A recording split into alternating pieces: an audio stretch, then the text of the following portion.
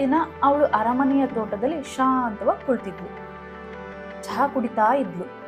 ಹಸಿರು ಮರಗಳ ಶಾಂತ ವಾತಾವರಣ, ಎಲ್ಲವೂ ತುಂಬಾ ಸುಂದರವಾಗಿತ್ತು. ಆ ಸಮಯದಲ್ಲಿ ಅಕಸ್ಮಾತ್ ಮೇಲಿರುವ ಮರದಿಂದ ಒಂದು ಸಣ್ಣ ಗೂಡು ಅವಳ ಚಹಾ ಬಟ್ಟಲಿಗೆ ಬಿತ್ತು. ಅವಳು ಸ್ವಲ್ಪ ಗಾಬರಿಯಾದ್ಲು. ಇದೇನು ಅಂತ ನೋಡೋಕೆ ಅದನ್ನು ನಿಧಾನವಾಗಿ ಕೈಗೆ ತೆಗೆದುಕೊಂಡ್ಲು. ಆದ್ರೆ ಅದನ್ನು ಹಿಡಿದ ಕ್ಷಣದೊಳಗೆ ಅವಳಿಗೆ ಒಂದು ವಿಚಿತ್ರ ಅನುಭವ ಆಯಿತು.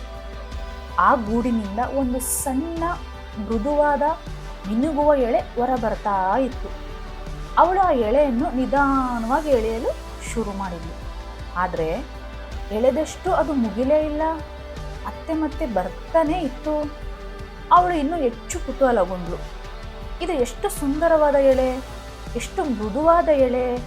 ಆ ಕ್ಷಣದಲ್ಲಿ ಅವಳು ಯೋಚಿಸಿದ್ಳು, ಆ ಎಳೆಯಿಂದ ನಾವೇನಾದರೂ ಮಾಡ್ಬೋದಲ್ವಾ? ಬಹುಶಃ ವಸ್ತ್ರ ತಯಾರಿಸಿದ್ರೆ ಇದು ಒಳ್ಳೆಯದಾಗುತ್ತಲ್ವಾ? ಅದು ಕೇವಲ ಒಂದು ಸಣ್ಣ ಆಲೋಚನೆ.